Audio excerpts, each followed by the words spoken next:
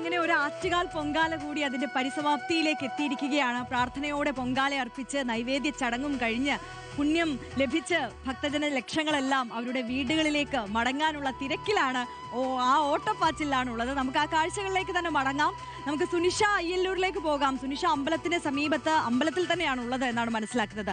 സുനിഷ, നൈവേദ്യം കഴിഞ്ഞിരിക്കുന്നു. ഇനി എല്ലാവരും പ്രസാദവുമായി വീട്ടിലേക്ക് മടങ്ങാനുള്ള ഒരു ഓട്ടത്തിലായിരിക്കും. അതിനിടയിൽ അവസാനമായി അമ്മയൊന്ന് കാണുവാനുള്ള ഒരു തിരക്കും കാണിക്കുന്നുണ്ടോ? ഇന്ന് 3 മണിക്ക് ശേഷം ക്ഷേത്ര ദർശനം ഉണ്ടാകില്ല, 7 മണി വരെ എന്നുള്ളതാണല്ലോ.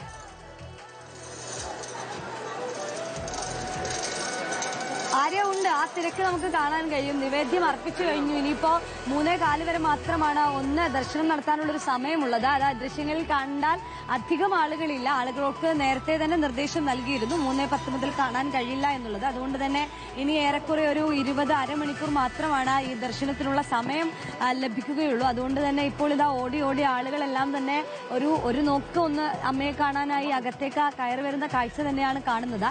നിലവിൽ ഇപ്പോൾ എത്തുന്ന ആളുകളെ എല്ലാം തന്നെ കയറ്റി വിട്ടുകൊണ്ട് എത്തുന്ന ഈ 3:10 വരെ എത്തുന്ന ആളുകൾക്കെല്ലാം ദർശനം സുഗമമായി തന്നെ നടത്താനുള്ള സൗകര്യങ്ങൾ ഒരുക്കി കൊടുക്കുക എന്നുള്ളത് തന്നെയാണ് സംഘാടകർ പറയുകയും ചെയ്തിട്ടുള്ളത്. അതിന്റെ ഭാഗമായിട്ടുള്ള ക്രമീകരണങ്ങളെല്ലാം തന്നെ ഈ ക്ഷേത്രത്തിൽ നടത്തുകയും ചെയ്തിട്ടുണ്ട് എന്നുള്ളത് തന്നെയാണ്. ഏതായാലും ആര്യ ഈ പറഞ്ഞതുപോലെ 10 നാൾ നീണ്ട ഉത്സവത്തിനാണ് നാളെ കൊടിയിറങ്ങുന്നത്. ഒപ്പം ആറ്റുകാൽ പൊങ്കാല, ചരിത്ര പ്രസിദ്ധമായ ആറ്റുകാൽ പൊങ്കാലയുടെ അവസാന ചടങ്ങ് ഉൾപ്പെടെ കഴിഞ്ഞ് ഇതാ എല്ലാവരും വീട്ടിലേക്ക് മടങ്ങുന്ന ഒരു കാര്യത്തിലേക്ക് കടക്കുകയും ചെയ്തിരിക്കുന്നു എന്നുള്ളതാണ്. നേരത്തെ നമ്മൾ അവിടെയൊക്കെ പറഞ്ഞതുപോലെ റെയിൽവേ സ്റ്റേഷനിലും KSRTC സ്റ്റാൻഡിലും എല്ലാം ഇങ്ങനെ ആളുകൾ പോകാനായി റെഡിയായി പോകുന്ന കാഴ്ച കണ്ടു. നേരത്തെ തന്നെ ദേവിക്കൊന്ന് നിവേദ്യം അർപ്പിച്ച് ദേവിയെ തൊഴാൻ കഴിയുകയാണെങ്കിൽ അത് തൊഴുത് പെട്ടെന്ന് തന്നെ വീട്ടിലേക്ക് പോകാനുള്ള ഒട്ടപ്പച്ചിലാണ് ആളുകൾ ഉള്ളത്. ഒരുപക്ഷെ ഒരു ആഘോഷ ദിനങ്ങളായിരുന്നു ഈ 10 ദിവസവും തിരുവനന്തപുരത്തെ സംബന്ധിച്ചിടത്തോളം. ഈ കുംഭമാസത്തിലെ കാർത്തിക നാളിൽ തുടങ്ങിയ ഈ പൊങ്കാല മഹോത്സവം അന്ന് മുതൽ ആഘോഷങ്ങൾ തുടങ്ങി. പക്ഷെ പൊങ്കാലയ്ക്ക് തലേ ദിവസവും ഒക്കെയാണ് വലിയൊരു ആൾക്കൂട്ടത്തിലേക്ക് മാറുന്നത് എന്നുള്ളതാണ്. അങ്ങനെ തന്നെയായിരുന്നു കഴിഞ്ഞ ദിവസം കണ്ട കാഴ്ചകളെല്ലാം തന്നെ.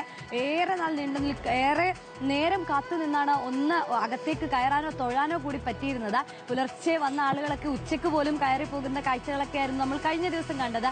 ഇന്നും അതേ രീതിയിൽ അഭൂതപൂർവമായ തിരക്ക് എന്ന് തന്നെ പറയേണ്ടിയിരിക്കുന്നു. അങ്ങനെ എല്ലാ ഭാഗങ്ങളിലും കുമ്പച്ചൂടിനെയൊക്കെ ഒരു കൂസലുമില്ലാതെ അതിനെല്ലാം മാറ്റി നിർത്തിക്കൊണ്ട് ഓരോ ആളുകളും അവർക്കിഷ്ടപ്പെട്ട ദേവിക്കിഷ്ടപ്പെട്ട വിഭവങ്ങൾ തയ്യാറാക്കുന്ന തിരക്കിലായിരുന്നു പല ഭാഗങ്ങളിലും എന്നുള്ളതാണ്. നാനാ ഭാഗങ്ങളിൽ നിന്ന് ഇങ്ങനെ സ്ത്രീകളും സഹോദരിമാരും അമ്മമാരും എല്ലാം ഇങ്ങനെ ഒരു ദൂരമോ അല്ലെങ്കിൽ മറ്റു പ്രതിസന്ധികളോ ഒന്നും കണക്കിലെടുക്കാതെ ഈ പൊങ്കാല ദിവസത്തിലേക്ക് മാത്രമായി എത്തുന്നു എന്നൊരു പ്രത്യേകത കൂടിയുണ്ട്. അവരോട് ചോദിക്കുമ്പോൾ പറയാണ്, ഒരു വർഷത്തെ കാത്തിരിപ്പാണ്, എങ്ങനെ വരാതിരിക്കും എന്നുള്ളതാണ് അവർ ചോദിക്കുന്നത്. അതുകൊണ്ട് അങ്ങനെ എത്തുന്ന മനുഷ്യരെയാണ് നമ്മൾ ഈ കഴിഞ്ഞ ദിവസങ്ങളിലെല്ലാം കണ്ടത്. ഇപ്പോ ക്ഷേത്ര ദർശനത്തിനായി പൂജ നടക്കുകയാണ്. അതുകൊണ്ട് തന്നെ ക്ഷേത്രത്തിലേക്ക് ഒരു നോക്ക് അമ്മയെ കാണാനായി ഇങ്ങനെ അകത്തേക്ക് ഓടിയെത്തുന്ന ഭക്തരെയാണ് നമുക്ക് കാണാൻ കഴിയുന്നത്. 3:15 കൂടിയാണ് ഈ ക്ഷേത്രനട അടക്കും. പിന്നെ 7 മണിവരെ ക്ഷേത്ര നട അടച്ചിരിക്കും. ആർക്കും അകത്തേക്ക് പ്രവേശനം ഉണ്ടാകില്ല. അതുകൊണ്ട് 7 മണിക്ക് ശേഷം മാത്രമാണ് കയറാൻ കഴിയുന്നത്. സ്വാഭാവികമായും ദൂരദേശത്തു നിന്നൊക്കെ വന്ന ആളുകളെ സംബന്ധിച്ചിടത്തോളം ട്രെയിനിലും ബസ്സിലും ഒക്കെ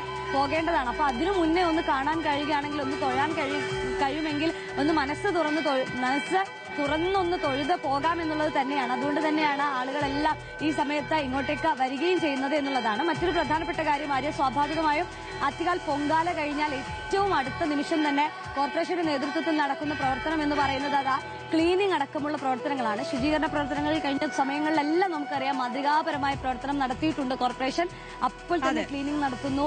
നമ്മൾ ഇവിടെയൊക്കെ കണ്ട ഒരുപക്ഷെ ഈ അമ്പലനടയിൽ ഈ പന്തലിന്റെ താഴെയൊക്കെ കാണാൻ കഴിയും. കുപ്പികളും കടലാസുകളും ഒക്കെ ഉണ്ട് ഇപ്പൊ കാണാൻ. പക്ഷെ കുറച്ച് സമയം കഴിഞ്ഞാൽ നിമിഷങ്ങൾക്കുള്ളിൽ അവിടെ നിന്ന് അതെല്ലാം ക്ലിയർ ചെയ്യും എന്നുള്ളതാണ് തിരുവനന്തപുരത്തിന്റെ പ്രത്യേകത, പൊങ്കാലയുടെ പ്രത്യേകത എന്ന് പറയുന്നത്. എല്ലാ തവണയും ഹരിത പ്രോട്ടോകോൾ പാലിച്ചുകൊണ്ടുള്ള പൊങ്കാലയാണ് അവിടെ നടക്കുന്നത്. ഈ പൊങ്കാല സമർപ്പണം കഴിഞ്ഞ് ഭക്തർ അവരുടെ അടുപ്പിനടുത്ത് നിന്ന് എപ്പോൾ മാറുന്നോ ആ നിമിഷം അവിടെ ക്ലീൻ ചെയ്തിരിക്കും. കോർപ്പറേഷന്റെ നേതൃത്വത്തിലും മറ്റ് സംഘടനകളും ഒക്കെ ആ ഒരു ക്ലീനിങ്ങിന്റെ ഭാഗമാകാറുണ്ട് എല്ലാ തവണയും.